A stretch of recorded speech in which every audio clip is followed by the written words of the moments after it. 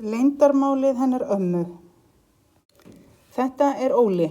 Á morgun verður hann 6 ára. Hann getur varla beðið eftir því að afmælisdagurinn renni upp. Sjáu þið hvað hann er spenntur. Óli býr í gömlu húsi í rólegum bæ. Amma hans á heima upp á lofti. Allir halda að hún sé venjuleg gömul kona sem prjónar sokka og segir sögur. En það er hún ekki. Hún á sér leyndarmál. Amma hans Óla er súperamma. Á nóttunni flýgur hún yfir bænum og hefur gætur á öllu.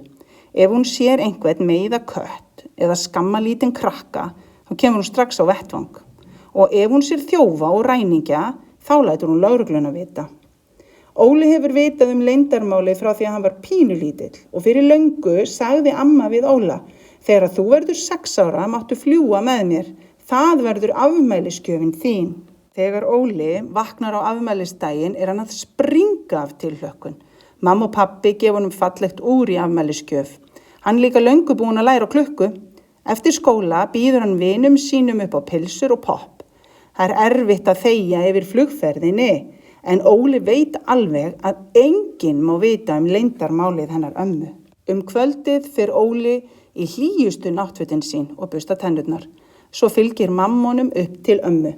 Góða nótt, stóri strákur, segir hún, og sofðu nú rótt hjá ömmu í risinu.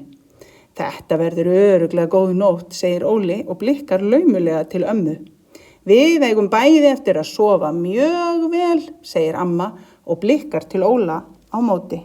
Heima hjá ömmu er allt í drasli. Skrítin hljóð heyrast úr talstöðinni og síminn hringir nokkrum sinnum.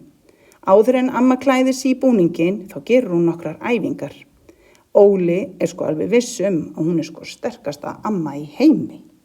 Þegar Óli lítur út þakgluggann hennar ömmu, líst honum ekkert á blikuna. Amma, segir hann hikandi, hvernig á ég að geta flogið? Í allri tilhlökkuninni hafði hann aldrei velt því fyrir sér. Þú heldur fast í höndina á mér og sleppir ekki. Þannig fljúgum við saman. Ertu tilbúin?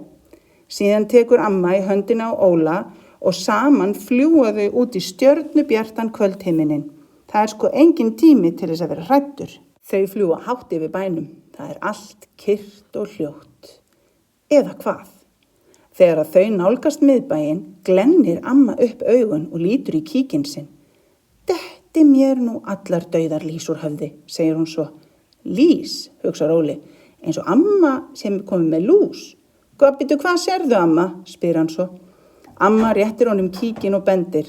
Með eigin augum sér Óli hvar tveir skuggalegir menn bera þunga poka út úr stórum banka. Þeir eru áreiðanlega fullir af gullpenningum. Óli titrar af spenningi. Hvað gera þau nú? Amma hugsar sig ekki lengi Hún losar talstöðina úr beltinu og kveikir á henni. Súperamma kallar til lögreglu.